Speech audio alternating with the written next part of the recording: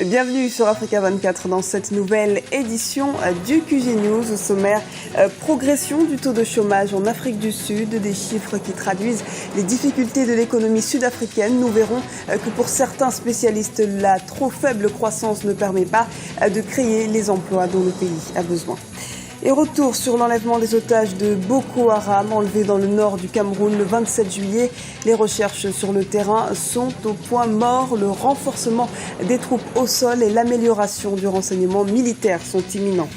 Et enfin, en Égypte, les journalistes dénoncent les arrestations arbitraires et les pressions à leur encontre.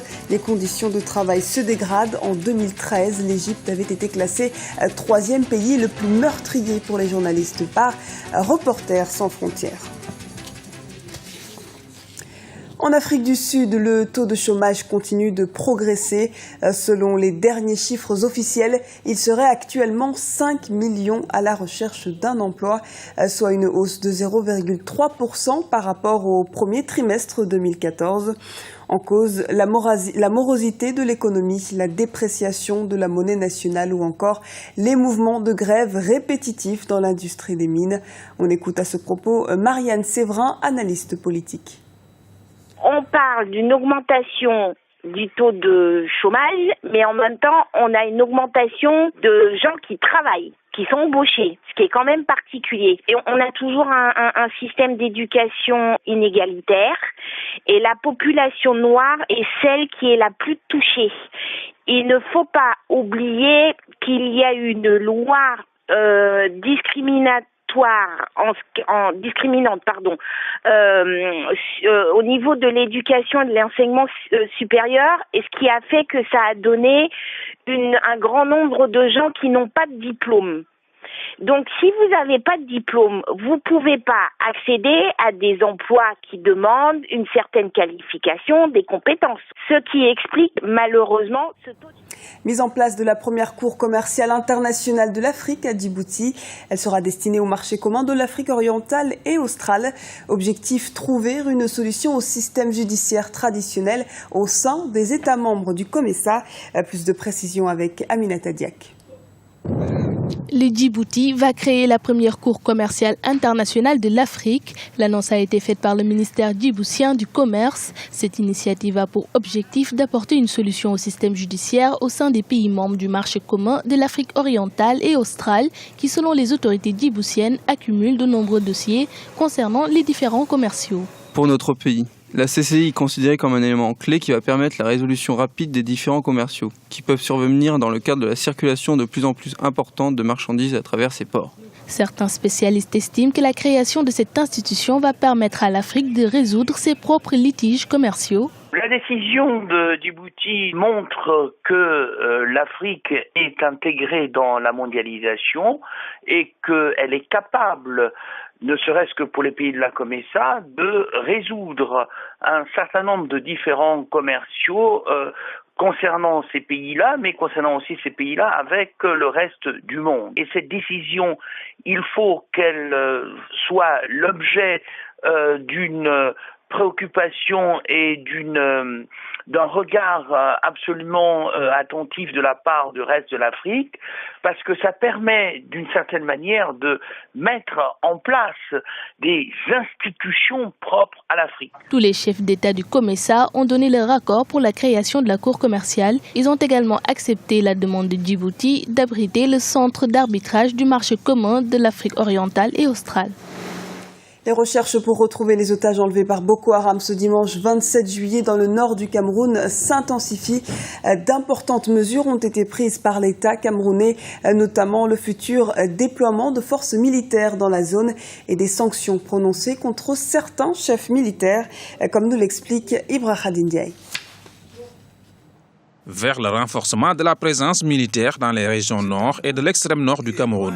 Des réunions de sécurité et de crise se tiennent à la présidence de la République et à l'état-major des armées depuis l'attaque de Kolafata qui a fait plus de 15 victimes et de nombreux otages, notamment l'épouse du vice-premier ministre Amadou Ali, mais également le maire de la ville de Kolafata. Plusieurs mesures ont été déjà prises face à l'urgence, comme le renforcement du dispositif sécuritaire pour lutter contre la secte islamiste Boko Haram.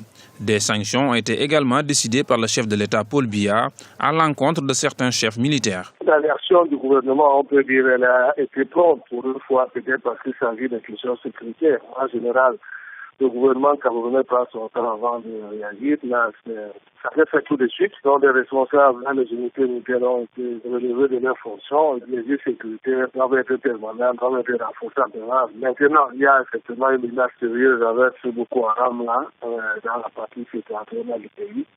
Et on espère que les nouvelles mesures vont porter leurs fruits. Le gouvernement camerounais, les autorités camerounaises ont longtemps dormi sur les slogans de « Nous sommes un pays de paix, nous vivons en paix », ça représente pour dire la paix est préservée. On a passé le temps à claironner ces chansons-là. On n'a pas pris des mesures adéquates pour lutter contre l'insécurité sur le terrain. Et même si effectivement les recherches sur le terrain sont au point mort, le renforcement des troupes au sol, mais également du travail dans le renseignement feront la différence pour mettre hors d'état de nuire la secte islamiste. Au niveau des recherches, on n'a pas plus d'informations que cela. Je crois que les recherches se poursuivent. On en saura un peu plus dans les prochaines heures et peut-être dans les prochains jours. Les groupes armés et terroristes n'ont pas plus de moyens que l'armée camerounaise ou la police camerounaise. C'est un problème d'organisation. Et moi, je ne crois pas que c'est l'aviation qui peut résoudre la question de Boko Haram. C'est davantage au niveau du combat au sol et surtout du renseignement. La lutte contre Boko Haram est une priorité dans la région. Depuis 2009, plus de 2000 personnes auraient trouvé la mort dans les attaques attribuées à la secte Boko Haram, selon des organisations de défense des droits humains. La liberté de la presse est décriée en Égypte, un constat jugé alarmant par les journalistes du monde entier. Les professionnels du secteur appellent à la mobilisation de la communauté internationale. Charles de Jouvenel. En Égypte, la détérioration des conditions de travail des journalistes inquiète de plus en plus. De fait, la liberté de la presse et par extension la liberté d'expression semblent être de plus en plus altérées depuis quelques années. Ainsi, depuis l'arrivée au pouvoir du maréchal Abdel Fattah al-Sisi et la décision de ranger l'organisation des frères musulmans au rang des groupes terroristes, les journalistes en contact avec la fraternité courent le risque de voir l'opprobre du pouvoir s'abattre sur eux. Quelques minutes seulement après que l'annonce ait été faite, au moins 5 chaînes de télévision privées par satellite ont été fermées.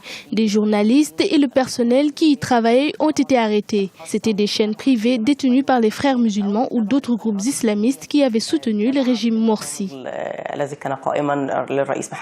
Si la pression exercée sur les journalistes égyptiens laisse craindre que la détérioration de leurs conditions de travail s'accentue, la diversité du paysage médiatique n'en est que plus capitale. Celle-ci est garante d'un traitement médiatique pluriel et transparent. Toutefois, les organismes internationaux de protection des libertés de la presse notent une différence dans le comportement des autorités vis-à-vis des organes de presse, qu'ils soient arabophones ou de langue étrangère. Nous n'avons pas été directement contactés par qui que ce soit pour nous demander de publier quoi que ce soit, et ceci a probablement à voir avec le fait que nous sommes un média anglophone. Mais en même temps, nous avons les mêmes préoccupations que le reste de la presse égyptienne. Il y a des précédents qui nous révoltent, notamment la détention et la condamnation de certains journalistes. Dernier en date, le cas des 3 journalistes d'Al Jazeera arrêtés fin décembre 2013 et condamnés à 7 ans de prison pour collaboration avec les frères musulmans. En 2013, l'Égypte avait été classé 3e pays le plus meurtrier pour les journalistes par Reporters sans frontières. Mettre la culture au service de la paix, c'est l'objectif que se sont fixés les organisateurs de la caravane des arts pour la paix. Lancée à Conakry en juin dernier, l'initiative vise à sensibiliser chaque citoyen sur la nécessité de préserver la paix en Guinée. Graziella Tchakounté. La vie politique en Guinée connaît des tensions depuis de nombreuses années. Les élections sont souvent émaillées de conflits et à l'approche de la prochaine échéance, la situation reste préoccupante. Beaucoup craignent en effet des tensions de toutes sortes et une dégradation de la paix. Depuis les élections présidentielles, il y a des frustrations, il y a beaucoup de mouvements, il y a eu des morts, il y a des terribles mouvements, ce qui n'est pas favorable à un développement. Les politiques n'arrivent pas à s'entendre. Il y a des blocages et je pense que c'est le manque de vision et d'ambition pour ce pays. Consciente de cette situation, l'association Guinée-Culture a initié une caravane des arts pour la paix. À l'orée des élections locales, elle se donne pour but de rappeler à chaque citoyen la nécessité de préserver la paix. On atteste le thème choisi pour l'événement « La paix, mon affaire ». Les artistes, les comédiens ont souhaité sillonner la Guinée pour porter le message de paix. Nous allons user de tous les moyens culturels pour que l'opposition et la mouvance puissent se retrouver encore une fois pour dialoguer. Peintres, sculpteurs, danseurs, stylistes et mannequins, les artistes guinéens ont tous prôné la paix et la réconciliation nationale à travers leurs œuvres. Il appartient désormais à chaque citoyen de s'approprier le contenu des messages véhiculés durant la caravane afin de mettre la culture au service d'une paix durable en Guinée. C'est la fin de ce journal. Merci de nous avoir suivis. Retrouvez dans un instant une nouvelle édition du QG News sur Africa 24.